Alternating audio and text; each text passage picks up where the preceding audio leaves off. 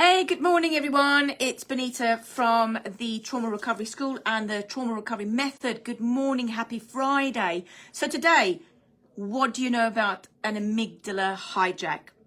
I'm pretty sure pretty much everybody has had one of these before.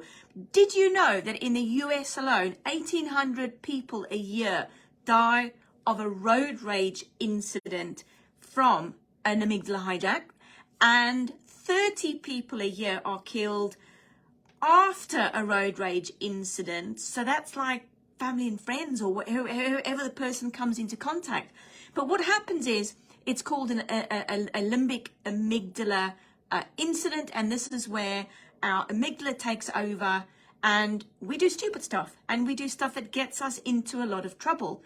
And I talked about road rage earlier, but it applies pretty much to anything that suddenly we snap, or anything happens and we suddenly snap, and just like that we become super aggressive, threatening, or we have a physical outburst.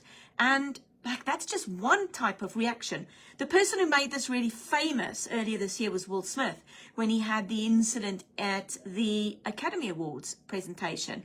And you know, he became angry, he snapped, he hit someone, bang, half an hour later, remorse kicks in.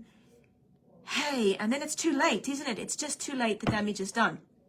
So the unfortunate thing is that an amygdala hijack can happen to anybody at any time.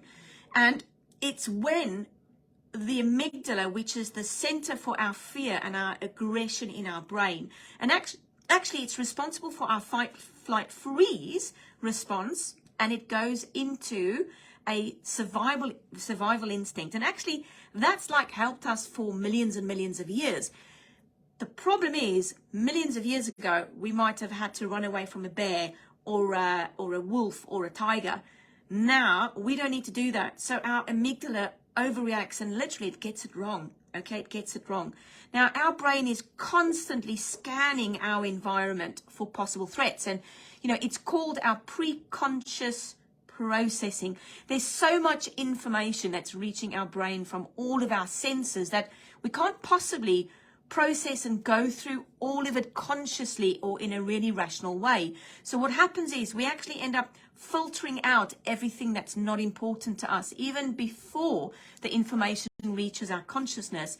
And that's the role of our thalamus. But from there on onwards, information is like green lighted to our amygdala, and the relevant information goes to the frontal lobes where it's processed. And then from time to time, the amygdala will identify something that is a threat and bang, it jumps into action. So this is what happens when our limbic system is activated. It actually shuts down our prefrontal cortex, which is where we make it's actually the smallest part of the brain, but it helps us do things like plan journeys, solve problems, impulse control, and so on.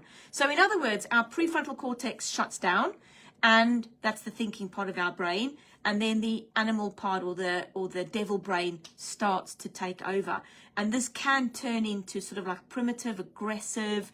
Yeah, it's just not what we want to do. So the amygdala hijacks, it takes over, and it becomes the sole mechanism. So what it does is it absolutely and utterly just totally overreacts. And this is not what we need. We need to be able to move through this. So what do? How do we manage this? Well, the biggest and number one way of reducing your amygdala hijack is to reduce your stress level and to reduce the build up to it. So you have to sit back and critically analyze what happened.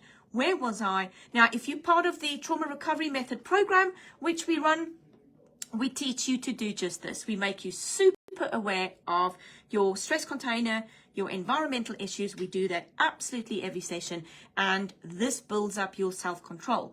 Now, what it does is it makes you super aware of where your stress is coming from, what's happened, but also how your past trauma has affected you. Generally, people who have road rage incidents or develop PTSD or are aggressive, something in their past has happened to trigger the behavior now, and the stress builds up and bang, this is what happens. So you've got to reduce your stress, and there's several ways that we teach people to do that. So we have to reduce this amazing rapid response system that your body's created, and we've got to get rid of this cascade of stress hormones that comes in because it's just been redirected in the wrong way. Okay, it's this quick reaction needs to just be sorted and settled. But what does the reaction in the body look like? This sympathetic nervous system response, it's so bad for you. And the more you do it, the more the body becomes more resilient to it, and it does it more, it becomes more sensitive to it. Gosh, you create chaos in your body. So we have heart rate increases. So our heart rate accelerates. We dilute our airways because we're taking big breaths, and then the body thinks, what next? What do I have to do? Help me. Your pupils dilate.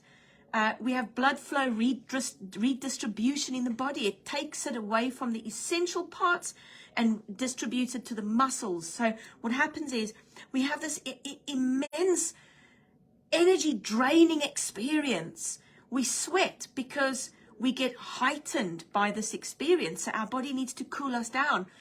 We release glucose stored in the blood. So we reduce our energy. So that's why people go, oh my God, I just need to sit down. Oh, I just need to sit down. Because you have this massive energy overtake and it decreases our digestion. So afterwards, we don't want to eat and drink. What happens? Energy slump, energy drain, sugar low. And then what happens? We want sugar. All the bad stuff happens. We heightened our alertness. Oh my God, what's going to happen next? Oh my God, sensory perception goes. And then we have pain sensation. So we can dampen pain sensation. So what happens is we can actually hurt ourselves in this situation and not even be aware of it. So what do we have to do to avoid this? Reduce your stress. You have to recognize your stress signals. You need to take breaths. You need to manage your time. You need to be more aware. You need to exercise and release these energy. You need to release these urges from the body. Now, this is quite a serious topic actually, because a lot of people not too aware of it. But hopefully by listening to this, you'll understand whether this is affecting you every day. How many times a day, a week, a month? And which are the people that are mostly affected by this? Is it your loved ones? Or is it the people we need to care most about? So if you want to know more, message me underneath this live. I'll answer all your questions in the next couple of days. Let me know if this is you. Let me know if this is something you need help with. Have a wonderful day and speak to you soon. Bye.